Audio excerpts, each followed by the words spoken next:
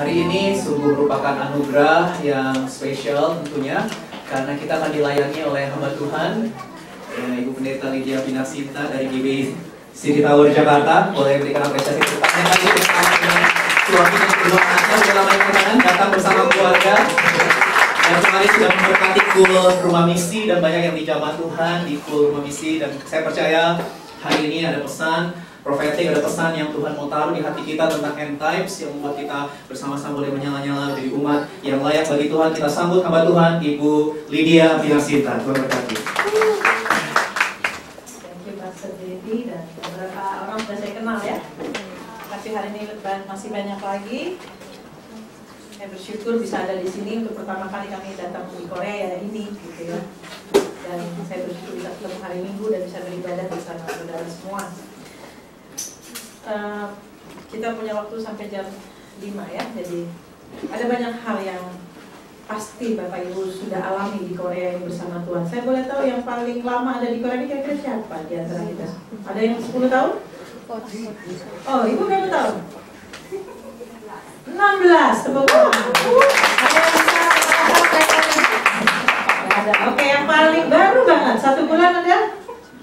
2 bulan? Berapa bulan? 2 minggu, ada yang bisa lagi? Seminggu. Ya. Siapa namanya? Jonathan. Jonathan, sekolah di sini? Exchange program. Change program ya. 16 tahun sama 1 minggu. Itu jauh banget ya. Saya 1 hari lagi ya. Saya.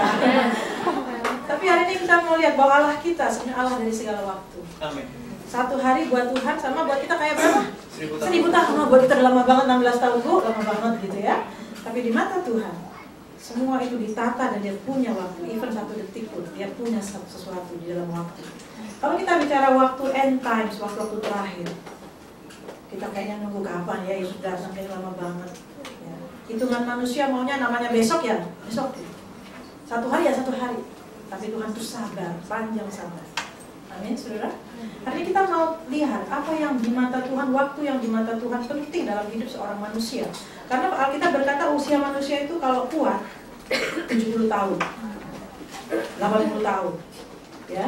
Makin jarang loh sekarang 80 tahun. Malah saya kemarin datang ke museum apa itu folk, apalah itu, ya. Saya disuruh nebak kita sama leadernya. Berapa kira-kira umur raja-raja di sini? 80 saya bilang. Karena saya lihat kan Ratu Elizabeth belum. Wah ya, raja-raja pasti makanannya kan sehat. Ternyata usia raja di sini berapa? Coba, tebak. Soalnya di bawah 50 tahun. 49 ya, nggak salah namanya. Ya, di bawah 50 tahun. Oh, bukan raja sekalipun, bukan dia yang menguasai hidup. Saya yakin sebagai raja dia pengen hidupnya lama, tapi Tuhan yang memegang waktu itu. Hari ini saya mau kita merenungkan waktu di tangan Tuhan dan waktu kita mengisinya bagaimana. Ya, Tuhan kita nggak berubah dulu, sekarang dan selamanya. Mari kita lihat apa yang terjadi di akhir-akhir Tuhan mau datang. Tuhan kasih tahu clue-nya. Tuhan kasih tahu tanda-tandanya, aku sudah mau datang itu sudah banyak sekali. Saya rasa kita nggak meragukan. Tapi mari kita lihat apa yang Tuhan kondisikan di hari terakhir ini. Buat gereja Tuhan, buat keadaan di sekitar kita, supaya kita memilih. Kita menetapkan kita nggak di jalur yang salah. Dalam dunia ini ada 2 jalan. Satu lebar, satu sempit. Mana yang lebih enak jalannya? Alkitab bilang yang lebar, yang disukai orang, yang banyak pemilihnya tuh yang lebar. Yang sempit ini sedikit, tapi ujungnya yang lebar itu udah jelas mau, sementara yang sempit hidup. Hari ini kita mau diminta Tuhan kembali fokus ke hal-hal seperti itu. Karena jalanan itu nggak kelihatan physically. Kalau kelihatan fisik, surga, ya, belok kiri, belok kanan, saya percaya mau desak-desakan kek, mau sampai berdarah-darah kita di situ. Masalah jalan itu nggak kelihatan. Jalan itu hanya bisa dikenali ketika kita bergaul dekat sama Tuhan. Daging kita kalau disuruh refleks otomatis dia akan pilih jalan yang besar. Karena Tuhan bilang roh itu penurut, tapi daging itu lemah. Ya, perhatikan dengan seksama bagaimana kamu hidup, karena defaultnya waktu-waktu itu adalah jahat. Defaultnya udah begitu. Kalau kita mainnya pakai default, ikut arus aja, yang mana yang lebih tren gitu, nggak sengaja kita akan keseret. Mari hari ini kita lihat dari Maleakhi 3. Maleakhi 3 ayat 16 sampai 18. Tuhan akan membuat sebuah clue yang jelas buat anak-anak Tuhan. Bagaimana kita harus hidup di akhir zaman, di hari-hari terakhir ini. Berbicara, kalau saudara baca nanti di rumah ya, Maleakhi 3 itu bicara dari awal bagaimana manusia itu pelin-pelan. Kadang-kadang sungguh-sungguh, kadang-kadang enggak. yang ngasih perpuluhan, kadang-kadang enggak, ya.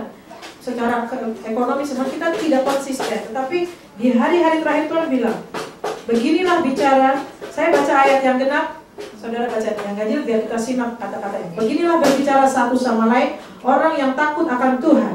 Tuhan memperhatikan dan mendengarnya. Sebuah kitab peringatan ditulis di hadapannya bagi orang-orang yang takut akan Tuhan dan bagi orang-orang yang menghormati namanya.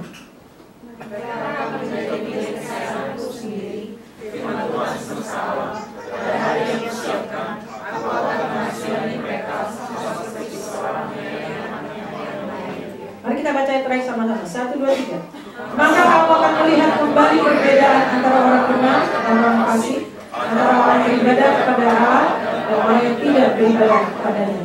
Banyak masa-masa dalam hidup kita mengira bahwa orang ikut Tuhan atau nggak ikut Tuhan hampir mirip-mirip saja kok keadaannya. Malah ikut Tuhan seringkali lebih banyak menderita, lebih banyak nggak enak, kayak nggak gaul, kayak orang kampungan, kayak orang ketinggalan zaman dan seterusnya. Orang ikut Tuhan kayaknya itu kok bodoh, memilih hal-hal yang tidak populer dan sebagainya. Tapi Tuhan biarkan itu membuat kita semua punya pembelajaran. Apakah kita termasuk orang yang akan mengejek sebuah kesungguh-sungguhan di dalam hidup ini? Atau termasuk orang yang berkata, aku tetap menghormati Tuhan. Tuhan bilang, oke, aku akan bedakan kamu dengan yang lain. Saudara mau dibedain? Buat apa saudara? Kalau saya tanya, saudara mau dibedain? Kelihatannya saudara berdiri nih sama orang yang gak beribadah. Saudara pengen dibedain? Supaya kita dipuji? Saya nggak tahu apa motivasi saudara. Tapi kalau saya tahu, dari dulu sampai sekarang, Tuhan membedakan umatnya supaya sebanyak orang makin percaya kepada Dia. Cuma itu tujuan. Israel kenapa kayaknya hebat banget? Emang baik Tuhan Israel? Berapa kali mereka menyakiti Tuhan, saya mau tanya. Berapa kali dia jadi bangsa yang dibawa keluar dari laut aja? Selesai keluar dari laut, dia ngapain coba lah? Masih juga menyembah patung. Bisa. Tapi Tuhan mau membatalkan rencana itu? Enggak. Supaya semua bangsa di bumi tahu bahwa akulah Tuhan, Allah Abraham, Ishak dan Yakub. Yakub itu apa? Ya Israel. Tuhan udah kadung berkata akulah Allah Abraham, Ishak. Aku gak akan menyesal. Saudara tahu ketika kita dipilih sama Tuhan, Tuhan udah kadung memilih kita tuh. Sampai mati kita sebenarnya gak akan pernah gak setia sama kita. Sekalipun kita tidak setia, Tuhan bilang, aku tidak bisa menyangkal diriku, aku pasti tetap setia. Amin. Supaya apa? Sekali lagi supaya kita bisa ngomong sama orang, aku nih udah jatuh bangun nih dalam Tuhan, tapi lihat aku masih berdiri, kenapa? Datanglah pada Tuhan yang setia padaku. Ini buktinya aku nih, babak belur juga diterima sama Dia. Supaya bukan kita dipuji, saudara. Supaya akhirnya Tuhan membawa banyak orang datang pada Dia. Di hari-hari terakhir akan terjadi namanya penuaian jiwa besar-besaran. Kalau saudara pikir-pikir, saudara terlibat gak kira-kira dalam proyek ini? Nggak usah, Bu, sudah banyak orang. Ada pastor Didi luar biasa. Ada itu namanya Rufus, ya Rufus. Henry Roder. Saya mau kasih tahu, tuayannya itu tidak cukup kalau dikerjakan oleh mereka bertiga, berempat, berlima di sini. Satu demi satu orang di ruangan ini. Siapapun saudara, berapapun usia saudara, apapun profesi saudara, saya mau kasih tahu. Kalau kau mau, kau akan dipakai memenuhi jiwa. Yakinkan itu dalam diri. Saya ini orang yang nggak punya cita-cita, jadi apa-apa hamba Tuhan, saya belum kenal Tuhan waktu masih muda, bukan? Tapi waktu saya mengerti bahwa Tuhan kekurangan pekerja. Karena siapa ada perusahaan melamar, lowongan kerja kalian melamar ya kira-kira. Korea aja kalian datengin, Kutub Utara aja mungkin datengin deh kalau saling perlu kerja gitu. Alkitab berkata, tuayan banyak, pengerjaan yang sedikit, dia buka lowongan. Siapa menjadi pengerja? Waktu itu saya tahun 88 itu dipanggil saya lagi di sebuah retreat. Judul retreatnya sudah mengarah ya saudara. Ini aku utuslah aku. Jadi di akhir sesi saya berdiri di tengah-tengah rombongan banyak. Disuruh-suruhkan terus, pengerja sedikit, tuayan banyak, siapa? Saya diam dan bilang, siapa yang mau diutus oleh Tuhan? Aduh saya lihat, bagaimana nih? Akhirnya saya bilang, Tuhan saya mau. Hati saya hancur, saudara. Saya mau ngasih Tuhan dan saya pengen nyenengin Dia tuh apa? Cuma Tuhan nanya, siapa yang mau diutus? Kata Tuhan. Saya maju dengan tanpa modal lah menurut saya. Saya nggak tahu saya harus apa namanya diutus, ngapain itu namanya diutus. Tapi perkataan itu saya ingat sampai sekarang. 88. Ini aku utuslah. Sampai hari ini saya tahu Dia setia dengan panggilan. So hari ini saya mau tantang kita semua. Jangan pernah mengira hidup tidak punya tujuan di dalam Tuhan. Dia selalu orang yang dicari. Dia selalu mencari orang yang bersungguh hati untuk memberi kekuatan. Di hari-hari terakhir, orang-orang yang mengatakan dia sama Tuhan, yang beribadah sama Tuhan, Tuhan akan dibikin garisnya. beda kiri dan kanan. Mungkin selama ini saudara melihat, sama aja saya ikut Tuhan juga dari dulu begini-begini aja. Mungkin saudara mengira begitu, tapi Tuhan gak pernah bohong dengan firman-Nya. Dia akan bikin beda. Katakan amin. Hari ini kita akan memutuskan, kita mau ambil kesempatan dibedakan atau enggak sama dunia ini. Kita yang ambil keputusan. Di sisi Allah, dia selalu ingin membedakan. Dia selalu ingin memanggil orang yang takut, orang yang menghormati, kata dia tadi, orang-orang yang berbicara tentang dia, menghormati dia, akan dia bedakan. Tapi mari kita menyikapinya dengan apa ya? Ya kemauan bebas kita lah. Sejak zaman Adam dan Hawa kan yang bikin mereka jatuh karena kemauan bebas itu sampai hari ini gak pernah Tuhan ambil dari manusia. Karena kita ini segambar dan serupa dengan Allah dalam hal apa? Kemauan bebas juga. Cari makhluk lain, pohon ditanam di situ, emang dia bisa pindah. Banyak anjing, kucing, emang dia bisa berbuat sesuatu. Apa punya kemauan? Aku ingin memberontak. Enggak ada kemauan. Anjing binatang semua itu ya kadang-kadang diciptakan begitu aja selesai. Tapi manusia bisa merubah keadaannya oleh karena dia punya kemauan bebas.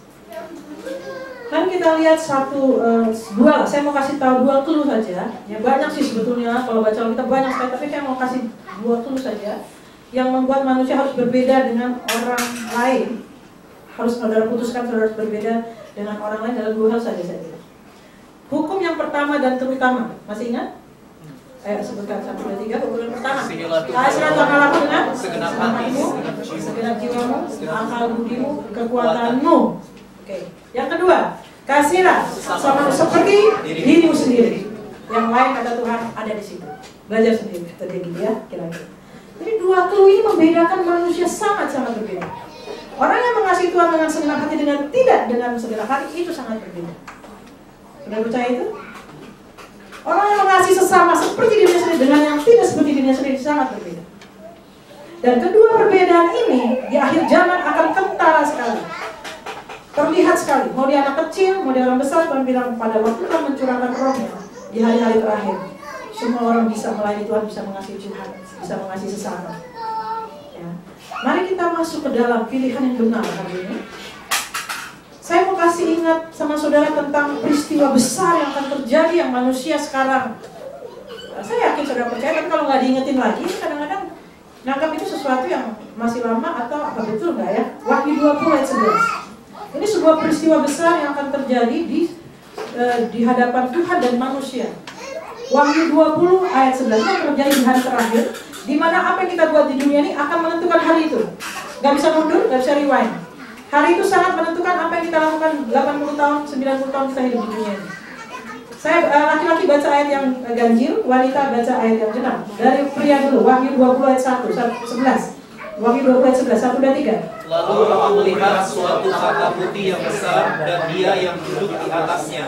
Dari hadapannya lenyaplah bumi dan langit dan tidak ditemukan lagi tempatnya. Bayangin aja dulu. Kata putih, langit dan bumi bisa dicari, di tracking pakai satelit, gak ketahuan lagi gimana dia. Oke, ayat 12 wanita. Dan aku melihat orang mati besar dan kecil berdiri di depan itu. Lalu dibuka semua kitab dan dibuka juga semua kitab lain yaitu kitab kehidupan. Dan orang-orang mati dihakimi menurut perbuatan mereka berdasarkan apa yang ada tertulis di dalam kitab-kitab itu. Kitab. Ini di dalam kitab. Saudara kalau jeli kitab ini akan ada terus sampai kitab Wahyu. Ini Wahyu tapi dari awal juga ada kitab. Musa udah bicara soal kitab ini dan seterusnya. Kita lanjut dulu ayat yang 13, pria. Maka laut menyerahkan orang-orang mati yang ada di dalamnya, dan maut dan kerajaan maut menyerahkan orang-orang mati yang ada di dalamnya, dan mereka dihakimi masing-masing menurut perbuatan. Ayat 14. Lalu maut dan kerajaan maut itu menyerahkan kepada lautan api. Itulah kematian yang kedua, lautan api. Ayat 15, 1, 2, 3. Dan setiap orang yang tidak ditemukan namanya tulis di dalam kitab itu, ia dilemparkan ke dalam lautan api itu. Apa itu lautan api? Oke. Yang namanya ada di kitab itu masuk situ? Enggak. Hanya kitab ini yang menyelamatkan manusia. Pada saat itu waktu dihakimi, namamu ada nggak di situ? Maka ini aman. Semua nama kita kalau tidak ada di kitab kehidupan itu, maka kita beresiko atau bahkan sudah pasti akan dilempar ke situ lautan api. Saya mau tanya sama saudara, adakah di antara kita yang yakin bahwa nama kita belum ada di kitab kehidupan? Gak usah angkat tangan. Saya mau tanya sama saudara. Jangan buat-buat. Itu saudara yakin, tahu sendiri. Namaku ada nggak di kitab kehidupan? Jangan sampai saudara nanya gini, bagaimana caranya ada di situ? Nah ini parah. Kalau sampai belum tahu itu, cepat-cepat datangi Pastor Dedi atau siapapun. Pastikan saudara mengerti kenapa namamu bisa ada di situ atau enggak. Apa dasarnya nama seseorang ada di situ atau enggak? Ya. Ternyata ya daripada saudara bingung, jawabannya mana? Oke lah, saya kasih tahu jawabannya kalau gitu. Yohanes 5 ayat 24. Saudara mau tahu kenapa orang bisa ditulis di situ, kenapa enggak ya? Yohanes 5 ayat 24 lah. Saya bilang begini ya. Caranya namaku supaya ada di situ gimana, Bu? Berapa lama puasanya, Bu? Bertapanya gitu kan? Harus ngasih persembahan berapa dulu, Bu? Baca kita berapa kali dulu? Nggak ada yang lulus nanti kita semua. Cuman ini caranya. Baca ya, Yohanes 5 ayat 24, 1, 2, 3. Aku berkata kepadamu, sesungguhnya barang siapa mendengar perkataanku dan percaya kepada dia yang mengutus aku, dia mempunyai hidup yang kekal dan tidak turun dihukum yang tadi ya. Sebab dia sudah pindah ke dalam hidup. 25. Aku berkata kepadamu, sesungguhnya saatnya akan tiba, sudah tiba, bahwa orang mati akan mendengar suara Allah dan mereka yang mendengarnya akan hidup. Katakan amin. Amin. Begitu sudah percaya pada Kristus, bahwa kau sudah ditebus dalam nama Yesus, darah Yesus itu menyucikan kau, maka kau dipindah seketika itu juga dari dalam maut ke dalam hidup. Apa jasamu di situ? Zero. Kasih karunia. Nama saya ada, yakin saya ada. Kenapa? Karena saya pernah berkata sama Tuhan, selamatkan aku Tuhan. Ini dosa aku, saya kasih list dosa saya. Waktu saya retret itu saya setengah atau 1 hari itu saya tidak bisa makan, tidak bisa, karena saya hanya menangisi dosa saya. Saya hanya menangisi betapa hidup saya selama ini gak jelas, gak serius sama Tuhan. Kristen sih Kristen, saya gak serius sama Tuhan. Dan waktu saya sudah dengan itulah saya bilang putuslah aku, karena saya langsung merasa bahwa aku bukan milikku lagi. Tuhan mau suruh apa aja harusnya saya dari dulu gak nolak gitu. Ada banyak hal yang saya tolak ketika Tuhan minta. Ada banyak hal yang saya nego sama Tuhan. Ada banyak yang saya sakiti bahkan hati Tuhan. Apalagi sesama, gak usah ditanya. Tuhan aja bisa kita sakiti, apalagi orang. Banyak saya menyakiti ibu saya, papa saya, keluarga saya. Saya bisa mukul adik saya, bisa plak gitu, bisa saya. Betapa saya waktu itu menangis dan melihat Tuhan, saya butuh dipindahkan dan Tuhan pindahin saya, saudara. Sampai hari ini saya ada di sana. So, tapi nggak cukup, saudara. Nama itu bisa hilang nggak dari kitab kehidupan? Ya, bisa. Bukan saya ngomong, kalau saya sih pengennya jangan ada yang hilang, tapi Alkitab berkata itu bisa hilang. Saya nggak punya waktu banyak menjelaskannya, tapi saya mau kutip saja. Nanti sudah baca Wahyu 3, yaitu tentang beberapa jemaat. Salah satu jemaat itu namanya jemaat di Sardis. Di jemaat di Sardis ini adalah jemaat yang saya yakin dia orang-orang Kristen yang merasa dia tuh masih ada di kitab kehidupan. Padahal enggak gitu. Ngeri banget ini. Kita lihat ayat-ayatnya saja ya. Wahyu 3 ayat yang kedua lah, ya, ayat kedua dulu. Bangunlah dan kuatkanlah apa yang masih tinggal, yang sudah hampir mati, sebab tidak ada satupun pekerjaanmu yang aku dapati sempurna di hadapan Allahku. Kita iman harus dikerjain loh, keselamatan itu harus dikerjain, tapi nggak bisa setengah-setengah. Setengah-setengah saudara kadung malah jadi kau nggak bisa, nggak bisa panas, nggak bisa dingin. Jangan suam-suam kuku, setengah-setengah itu suam-suam kuku. Iya deh, melayani Tuhan, iya deh. Tapi kasih hidup janganlah semuanya Tuhan. Sekian persen lah. Nggak bisa saudara. Kalau sekarang ini pilihannya di akhir zaman saya ngomong 100% atau 0 aja sekalian. Kau tidak bisa mengasihi Tuhan dan dunia ini. Barang siapa mengasihi dunia, maka kasih kepada Bapa katanya tidak ada dalam orang itu. Pilihannya hanya 100 atau 0. Keras, karena dia sudah mau datang. Karena itu saya melihat bahwa hari ini Tuhan ingatkan pada kita bahwa jangan merasa bahwa kita itu sudah bekerja dalam Tuhan, tapi nggak sempurna, itu sama aja jadi nggak dapat poinnya, saudara. Karena itu kita lihat ayat 3 bilang, karena itu ingatlah bagaimana kamu telah menerima dan mendengarnya, turutilah itu dan bertobatlah. Apa masalahnya? Karena jika engkau tidak berjaga-jaga, aku akan datang seperti pencuri dan kau tidak tahu pada waktu mana aku tiba-tiba datang. Jangan ketika kita sudah Kristen ini, pas Yesus datang kita lagi berdosa, saudara, dalam posisi lagi berontak sama Dia. Detik-detik itu, saudara di situ ketemunya. Tuhan bilang, kok nggak akan tahu, pencuri itu nggak pernah ngasih tahu datangnya. Ya, jadi kita lihat di sini bahwa Tuhan mau kita senantiasa berjaga-jaga. Bagaimana sih kondisi orang yang ternyata tidak berjaga-jaga itu? Ayat 4 dan 5 kita baca. Tetapi di Sardis ada beberapa orang yang tidak mencemarkan pakaiannya. Mereka akan berjalan dengan aku dalam pakaian putih, karena Mereka adalah layak untuk itu. Ayat 5 kita baca 1, 2, 3. Barang siapa benar, dia akan dikenakan pakaian putih yang demikian. Aku tidak akan menghapus namanya dari kitab kehidupan, melainkan aku akan mengaku namanya di hadapan Bapakku dan di hadapan para malaikatnya. Baju putih tadi kita baca sebelumnya adalah tidak dicemarkan. Jaga kekudusan hidup terus-terusan di dalam Tuhan, sehingga dia tidak dihapus namanya. Tapi orang-orang yang tidak mau menjaga hidupnya di dalam Tuhan, itu namanya bisa hilang, bisa. Saya bukan nakut-nakutin. Saya cuma mengatakan, jangan kita merasa hidup padahal kita mati, kata Tuhan. Jangan kita merasa benar padahal kita di dalam Tuhan nggak sempurna. Hari ini saya bukan mau mengatakan hal-hal yang berat, saudara. Kalau berat ya saya juga, siapa sih yang sanggup dengan perbuatan menyelamatkan diri kita. Saya cuma mau bilang, ketika saudara berkata aku mau mengasihi Tuhan sungguh-sungguh, saudara nggak usah berbuat apa-apa. Saudara otomatis sedang berjalan di jalan Tuhan. Barang siapa mengasihi aku, dia akan mendengarkan perkataanku dan melakukannya. Saya belajar melakukan firman Tuhan nggak muluk-muluk lah, saudara. Saya bilang bukan saya sempurna, saya belajar. Misalnya saya kesel sama orang gitu. Alkitab dengan jelas berkata, kalau kau tidak mengampuni orang yang kelihatan, katanya, kau tidak mengasihi orang kelihatan, mana mungkin kau bisa mengasihi aku. Saya cuma prinsip-prinsip kecil itu saya coba renungan dan saya lawan semua kedagingan saya ketika itu bertentangan dengan firman Tuhan. Ada banyak hal Tuhan minta saya melakukan ini, melakukan itu, daging saya nggak suka, tapi saya belajar, saudara. Mati untuk daging saya supaya saya punya pakaian putih ini. Karena buat saya tadi saya bilang 80 tahun ketika saya sudah bergaul sama Tuhan, enggak lama, saudara. Ini buktinya saya umur saya udah 50 tahun. Saya nggak mau cerita usia. Saya sudah 50 tahun kok. Tahun 88 itu berarti usia saya 22 tahun. Saya serahkan hidup saya. Sudah berlalu hampir 25 tahun. Apa saudara saya merasa lama dan bosan dengan Tuhan? Sama sekali tidak.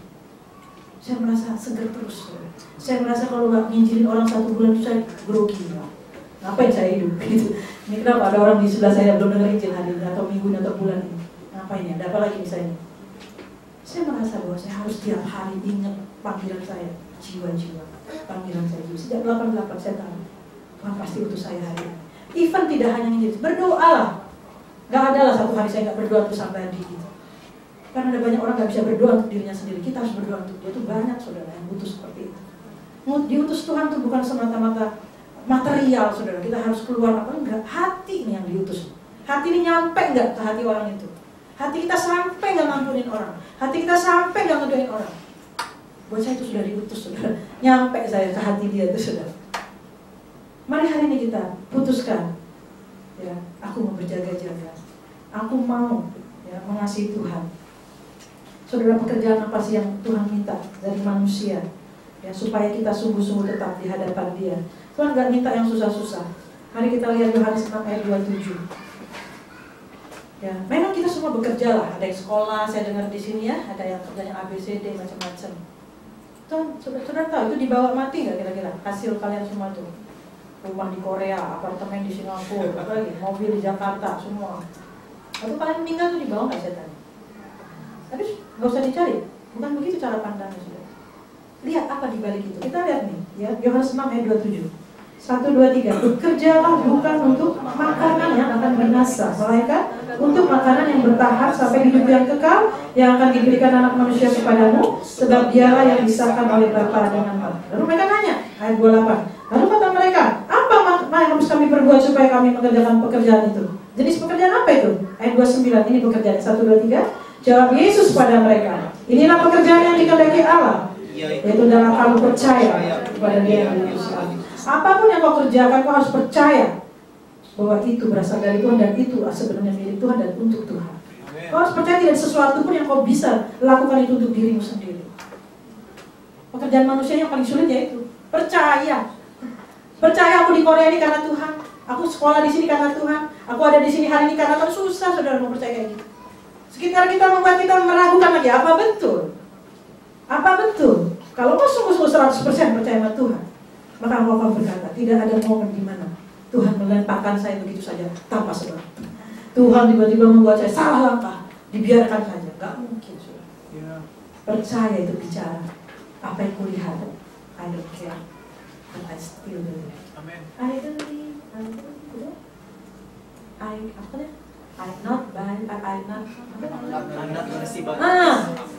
not gonna live, but by what I see. percaya saudara. Percaya sama melihat itu dua yang sangat bertentangan. Orang benar akan hidup oleh iman. Itu nggak kelihatan semua. Iman itu bukti dari ya nggak kelihatan. Kalau mau dua-duanya, ya deh Bu, asalkan kelihatan, dia nggak kelihatan. Namanya iman itu nggak kelihatan. Dan saudara kalau semakin disuruh yang nggak kelihatan, udah yain aja. Selama saudara intim sama Tuhan. Tuhan mau itu pekerjaan yang sulit saudara. Kalau disuruh percaya sama yang kelihatan, saudara nggak usah kemana-mana saudara. Semua manusia bisa ya. Tapi setiap Tuhan bicara tuh nggak kelihatan biasanya. Tapi kita diminta percaya. Dan Tuhan bilang, upahmu akan besar di surga. Karena selangkah itu melakukannya sambil deg-degan, ya kan? Apa jadinya? Nih, laut.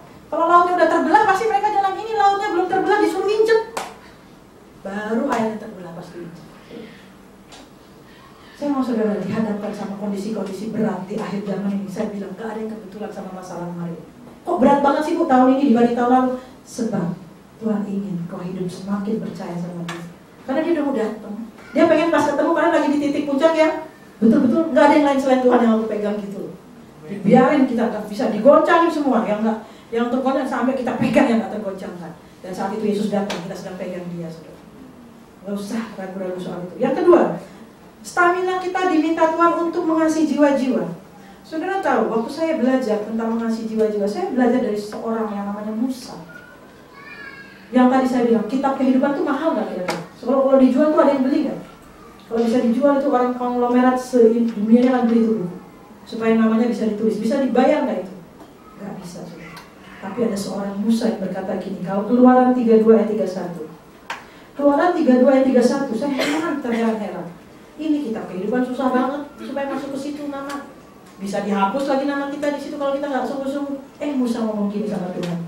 Keluaran 32 ayat 31. Lalu kembalilah Musa menghadap Tuhan dan berkata, waktu itu bangsa Israel lagi nyembah apa lembu emas itu.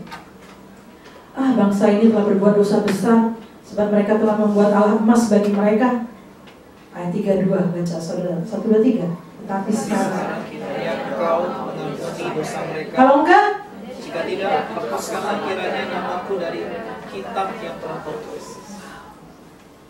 Enggak salah Musa saja. Nekat banget sih kamu Musa. Terus Tuhan dia baca nggak kira-kira?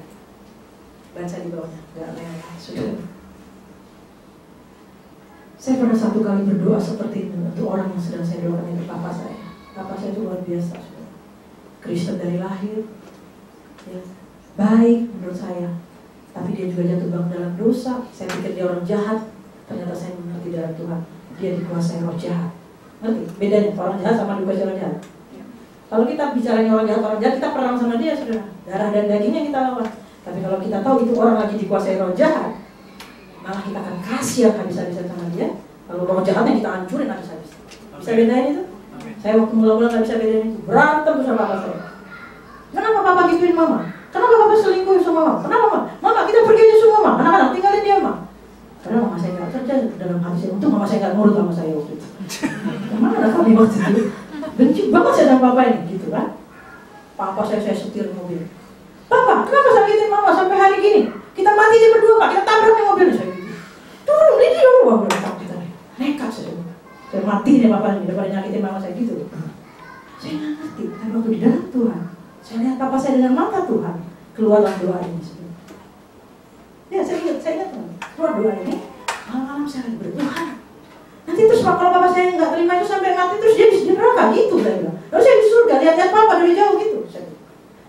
Terus Tuhan suruh saya rela, Tuhan tega, suruh saya tega, nggak tega saya Tuhan tega. Hapus nama saya Tuhan, beneran. Saya tahu rasanya jadi Musa. Hapus nama saya. Ngapain saya di sini dia di situ saya bilang. Tapi saya tahu Tuhan nggak bisa ngapus nama saya. Saya lihat ya, oke lah saya bilang. Terakhir nih kalau nggak bisa dihapus-hapus, saya turun ke neraka. Saya bilang, saya pegangin tangan papa saya selama dibakar. Itu aja tentang pernikahan saya. Jangan pernah Tuhan biarkan saya di surga hanya melihatin papa. Biarkan saya turun pegang tangan papa. Paginya papa saya terima Yesus sudah. Beri kemuliaan buat Tuhan. Paginya nangis. Kita lagi muter-muter aja di kasur. Kayak orang mau melahirkan. Beneran karena saya tahu dihapus nama saya serem juga. Tapi berpisah sama papa saya nggak kuat juga. Setelah saya tahu dia sedang dikuasai roh jahat. Apa salah dia Tuhan saya bilang. Saya juga bisa kayak dia kalau saya dikuasai roh jahat. Kenapa harus gitu ya? Dia mati sia-sia begini gitu kan? Papa nggak akan pernah ketemu saya loh kan, kalau nggak ada papa wah macam-macam gitu.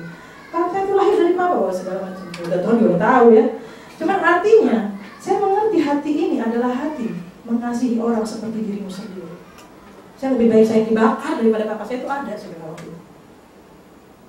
Sampai hari ini saya bawa hati seperti itu untuk bisa melayani orang yang kadang-kadang nyakitin kita loh. Kalau baik semua sih enak. Nggak semua kita layani itu baik sama kita. Saya ditipu orang sering, saudara. Disakitin orang sering. Tapi saya pilih untuk punya hati seperti Yesus. Semakin saya sakiti Yesus, semakin dia baik sama saya. Di mana ada pelanggaran, di situ banyak kasih. Ini yang membuat saya bertahan di sini. Saudara jangan kira saya nggak pernah bandel sama Tuhan. Tapi itu yang membuat saya juga berdiri tiap hari bersama Tuhan. Kasih itu terlalu besar. Kita mau hari ini di akhir zaman kita pilih kasih kita ini untuk siapa? Satu untuk Tuhan, satu untuk sesama. Gimana cara melakukannya? Satu, yang pertama, saudara harus yakinkan kalau punya waktu intim sama Tuhan lebih daripada manusia lain. Jadi itu saya nggak boleh kerja, saya bilang intim sama Tuhan itu artinya apa? Sediakan waktu prioritas dalam hidup kau bicara sama Dia. Caranya gimana Tuhan bicara? Baca kitab saudara. Di sini gak ada yang buta huruf kan? Mungkin kalau buta saya lain lah khotbahnya. Ini gak ada yang buta huruf. Ya saya pernah ketemu orang ibu buta huruf, jangan salah saudara. Buta huruf seorang pembantu di Bandung, tukang cuci. Dia nggak bisa baca kitab tiap hari, tapi dia dengerin radio Kristen dan kerjanya nginjilin orang. Cari akal lah kalau kau nggak bisa baca kitab. Menurut saya kalian bisa. Selama kalian bisa buka Facebook, kalian juga bisa ketemu face-nya God. Facebook aja apa? Ya? Face-nya Tuhan itu ketemu di firman Tuhan, ya, ketemu di hadirat Tuhan, bukan lah itu. Ya, kita kadang-kadang mengatakan mengasihi Tuhan, tapi kita nggak tahu caranya menunjukkan gitu ya. Hari ini saya mau kasih tahu caranya. Kasih waktu sama Dia, intim sama Dia. Yang kedua, berdoa lah banyak di hadapan Tuhan. Doa itu gak hanya harus merem terus orang nabrak nanti nyetir berdoa merem. Berdoa itu bicara sama Dia dalam segala hal. Even lagi masak ibu-ibu, even lagi kerja, even lagi ini, bicaralah sama Tuhan. Nanyalah waktu mau ngambil keputusan apapun. Tanyalah sama waktu mau marah, mau kesel sama orang, tanya Tuhan, kenapa aku marah sama Dia? Alkitab berkata, saudara, jangan marahmu sampai matahari terbenam. Ya, ini matahari udah mau terbenam. Di Korea agak lama lagi terbenam ya. Kalau di Indonesia jam 6 saya udah nggak boleh marah, kalian masih boleh sampai jam 7:30 karena belum terbenam. Tapi udah mau terbenam karena aku masih kesel sama suami, aku masih kesel sama anak, sama teman, sama orang kantor. Saudara, waktu aku udah terbenam 2-3 kali terbenam malah, kita masih nggak bisa ngomong sama seseorang. Alkitab melarang kita, karena kita nggak tahu saudara kapan Tuhan mau datang. Tuhan minta kita hari lepas hari bergantung sama Dia. Katakan amin. Amin. Saudara mau nggak namanya dihapus? Pasti nggak mau kan? Tapi saudara harus belajar. Kasih saudara kepada sesama harus seperti itu rasa. Jangan mau ada yang. Nah saudara, kenapa Tuhan belum datang sama hari ini? Sampai hari kita lihat 2 Petrus 3. 2 Petrus 3. Ya. 2 Petrus 3. Kan jangan terlalu banyak bergaul sama orang yang nggak percaya dan bahkan mengolok-ngolok lah rencana Tuhan mau datangnya. 2 Petrus 3 ayat 3 bilang begini. Yang terutama harus kamu ketahui ialah bahwa hari-hari terakhir akan apa? Tampil orang yang ngejek, dan dengan ejekannya yaitu orang-orang yang hidup menurut hawa nafsunya. Apa ejekan mereka? Di manakah? Janji tentang kedatangannya itu. Sebab sejak bapak-bapak leluhur kita meninggal, sampai sesuatu tetap seperti semula pada waktu dunia diciptakan. mana buktinya sudah datang nih? Lihat ini, Korea masih kayak gini aja tuh, Jeju, Pulau Jeju masih ada, ya kan? Belum tenggelam, kan ada yang bilang mau tenggelam ya? Apa kutub lah apa sekali? Masih itu semuanya. Itu tenggelam beneran stres loh. Beneran, ya? Coba baca, itu sebenarnya nggak bohong, Tuhan tuh nggak pernah bohong. Tetapi kenapa Dia belum datang? Sudah mau tahu? Kita lihat di ayat yang ke-9. Tuhan tidak lalai menepati janjinya, sekalipun ada orang yang menganggapnya sebagai kelalaian. Tapi Dia sabar karena Dia menghendaki supaya jangan ada yang binasa, melainkan supaya semua orang berbalik dan saya mau tanya, apakah seluruh keluargamu sudah diselamatkan? Apakah ada teman-teman dekatmu yang belum diselamatkan? Sebab itu Dia belum datang. Saya mensyukuri satu sisi Tuhan belum datang, karena saya masih berdoa untuk beberapa orang yang belum diselamatkan. Teman kantor saya banyak yang diselamatkan. Saya di Indonesia kerja ya, nggak banyak orang Kristen di kantor saya kerja di Telkom, BUMN. Banyak. Teman sekolah kalian, kuliah kalian. Di Korea orang Kristen semua bu. Saya yang lain tanya satu-satu. Betulkah dia percaya sama Tuhan? Betulkah dia hidup sama? Betulkah dia nggak dalam dosa? Betulkah dia nggak gay, nggak lesbi, nggak homo? Anak saya cerita di kampusnya, beberapa sudah homo, nantangin. Semua laki-laki di kampus ini bisa kami jadikan seperti kami. Ini bukan soal penyakit lagi, saudara. Ini sebuah pemberontakan dari iblis, dari kuasa maut untuk menghancurkan laki-laki generasi muda. Apakah ada saudara punya keluarga yang selingkuh? Dia Kristen kok. Jatuh bangun dalam dosa perzinahan, percabulan. Lalu saudara senang Yesus datang. Saya tahu Yesus lebih dari saya sayang sama dia. That's why dia datang. Artinya apa? Ayo kita nggak apa-apa lah. Kayaknya kok lama banget datangnya. Karena Tuhan bilang, ada kan yang kalian doain belum diselamatkan? Ada, Tuhan ini ada. Sebab itu aku belum datang. Amin. Tapi jangan juga mentang-mentang nggak datang. Ya tunggulah dia diselamatin dulu sama siapa sih? Enggak. Katakan, ini aku Tuhan. Utuslah. Siapa tahu orang tuanya nempel sama aku. Ketemunya sama aku seringnya. Betul? Di rumah saya, kalau ada mbak-mbak terjadi di rumah saya, pastikan dia harus terima Yesus dan berdoa sama Yesus. Karena buat saya, untuk apa dia jagain anak saya gendong-gendong lalu dia nggak diselamatkan? Mau saya bayar berapa tuh gajinya? Selain nama dia ada di kitab kehidupan. Buat saya kalau mau menghargai orang nih ya, mau ngasih hadiah sama orang nih ya, bagaimana supaya nama dia ada, itulah saya bilang paling besar yang bisa saya beri. Katakan amin. Amin. Ayat yang terakhir sebelum kita berdoa, Roma 10. Kita pasti diselamatkan, saudara nggak usah takut. Yesus sudah nyesel. Kalau saya banyak jatuh dalam dosa, nanti kita berdoa. Seketika ini Tuhan akan ampuni kita. Jangan berbuat dosa lagi. Tetapi kita lihat, ada orang-orang yang belum diselamatkan. Roma 10 ayat 13. Sebab barang siapa yang berseru kepada nama Tuhan akan diselamatkan. Ayat 14 baca. Tapi bagaimana mereka dapat percaya? Bagaimana mereka dapat percaya kepada Dia jika mereka tidak mendengar? Bagaimana mereka mendengar tentang Dia jika tidak ada orang yang memberitakan? Gimana? Saudara nyalahin mereka?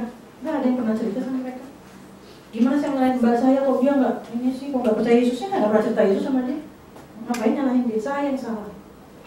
Ada orang bergaul sama saya sering-sering nggak dengar Yesus, saya yang salah, saya bilang. Itu saya tanamkan di diri saya juga. Bukan berarti saya nekat dia ngomong gimana, enggak, doain dulu lah. Kasih tahu ya dalam hati kata namanya office boy di kantor saya, kadang-kadang saya mikir gimana saya ngomong. Kadang-kadang orang tuh nggak selalu bisa ngomong sama kita kadang masuk ke orang tuh kan, ngerti maksud saya ya?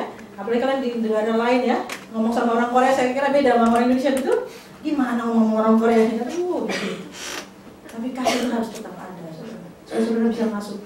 Paulus bilang sebagai orang ini aku jadi begini. Dia terus saja dicoba-coba terus supaya kok ketemu. Akhirnya aku bisa memenangkan dia. Saudara di mana ya yang kita dicari Tuhan? Ayat yang ke-15 kita baca sama-sama. Dan bagaimana mereka dapat memberitakannya jika mereka tidak diutus? Seperti ada tertulis, betapa indah. Jadikan saudara hari ini keputusan kita adalah aku mau mengasihi Tuhan, aku mau mengasihi sesama, dan biarkan Tuhan memakai hidup saudara. Kalaupun Yesus belum datang hari ini, percayalah, karena ada proyek-proyek yang saudara mau pakai dalam hidup saudara untuk keselamatan orang-orang sekitar saudara. Dan kalaupun dia datang, biarlah nama kita ada di sono, ya, dan kita tetap di dalam dia. Saling menguatkan. Makanya ada kul ya. Di sini saya senang ada kul. Kenapa? Kul itu berkata, ya, janganlah kamu menjauhkan diri dari. Kalau di luar kul itu orang ngejek-ngejek, kedatangan Tuhan itu akan banyak. Tapi di dalam kul kita diingetin terus, saling mengasihi, saling mendorong, saling mengasihi.